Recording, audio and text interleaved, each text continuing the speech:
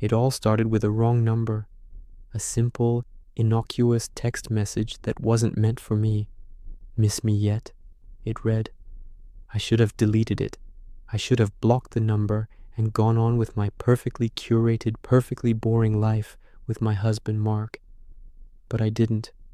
Instead, a thrill I hadn't felt in years coursed through me. I replied, "Who is this?" The stranger, who called himself Echo, was witty, charming, and mysterious. Our conversations became my secret escape. We never shared names, locations, or personal details. It was a game, an anonymous dance of words and wit that made me feel alive again.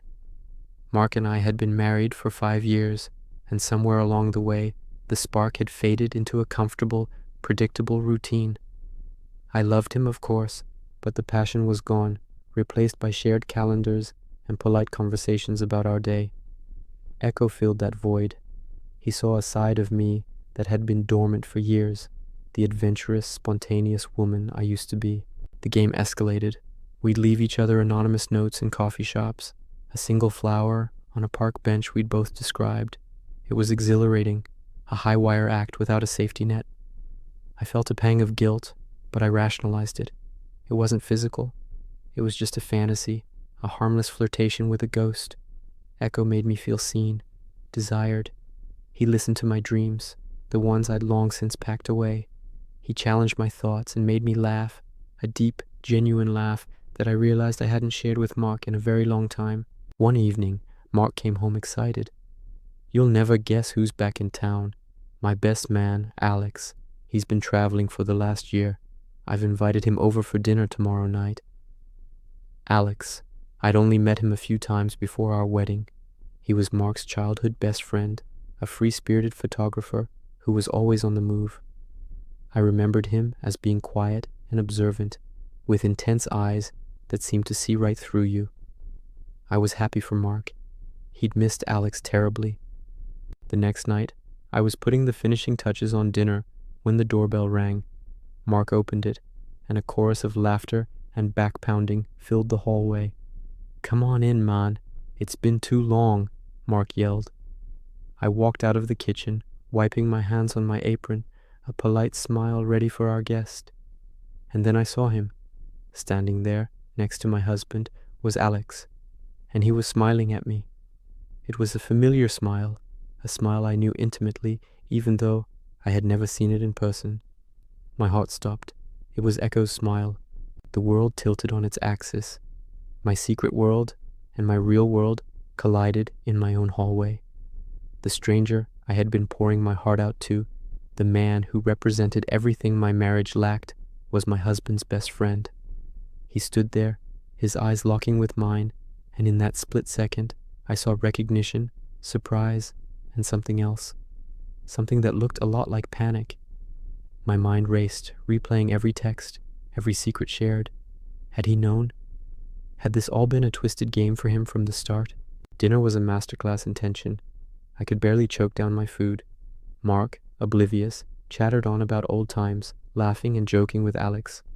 But I could feel the electricity between Alex and me. Every time our eyes met, it was like a jolt. I was a mess of confusion, anger, and a terrifying, undeniable attraction. How could he? How could I?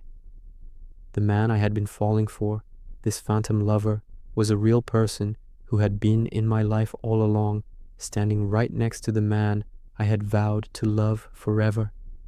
Alex barely spoke to me directly, keeping his conversation focused on Mark, but I felt his gaze on me all night. He was watching my every move, gauging my reaction. The easygoing, adventurous Echo from our texts was gone, replaced by this silent, watchful man. The air was so thick with unspoken words, you could cut it with a knife. When he and Mark went out to the patio for a cigar, my phone buzzed in my pocket. My hands trembled as I looked at the screen. It was a new message from a number I didn't recognize. "We need to talk. Not like this." It was signed, A. My blood ran cold. He was confirming it. He was breaking the rules of our anonymous game. I typed back, my fingers fumbling, "There's nothing to talk about." But it was a lie.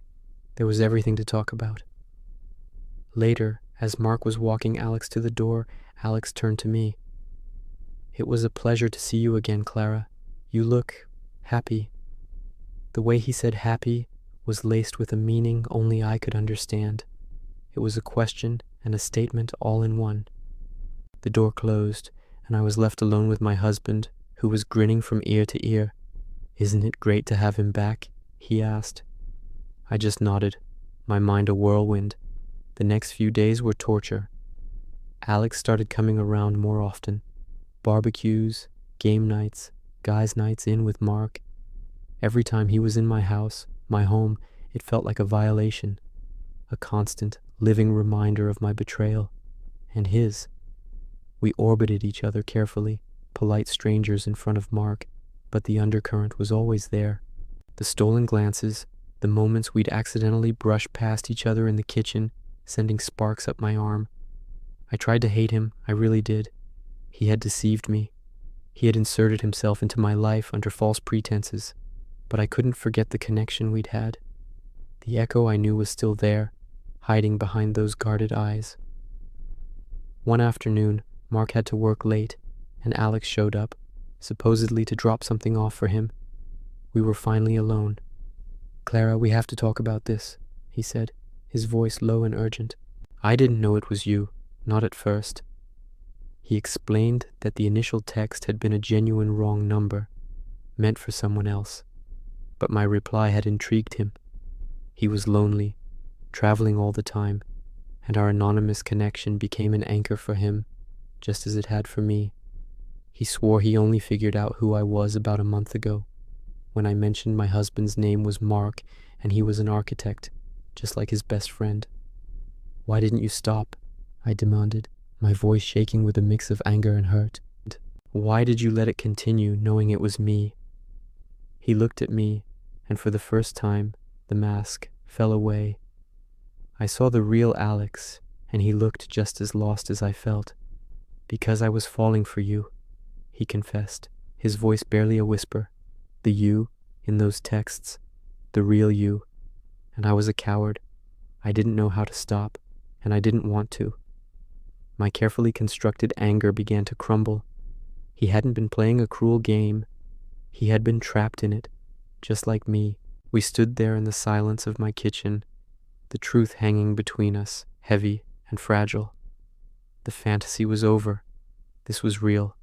This was Alex, my husband's best friend, and I was Clara, his best friend's wife. The thrill of the forbidden had morphed into a devastating reality. What he said next shattered what was left of my composure. "Mark told me you two have been having problems," he said softly. "He's worried he's losing you. He loves you so much, Clara." A sob escaped my throat. Guilt, sharp and overwhelming, pierced through the confusion. I had been so wrapped up in my own loneliness that I hadn't seen Mark's. I had been seeking a connection with a stranger, while my own husband was silently struggling right next to me. Alex reached out as if to comfort me, but stopped himself. "I never wanted to hurt him," he said. "Or you. I'm going to leave. Tell Mark I got a job offer overseas. It's better this way." He turned to walk away, to disappear from my life as suddenly as he had appeared. And in that moment, I had a choice to make. I could let him go, burying this secret and trying to piece my marriage back together. Or I could face the mess we had created. But looking at Alex and thinking of Mark, I knew there was no easy answer. My dangerous game with a stranger was over. Now, the real and far more dangerous game had just begun. The question was no longer who Echo was, but who I was, and what I was going to do now that I knew the truth. Thanks for watching. If you enjoyed this story, please like and subscribe for more.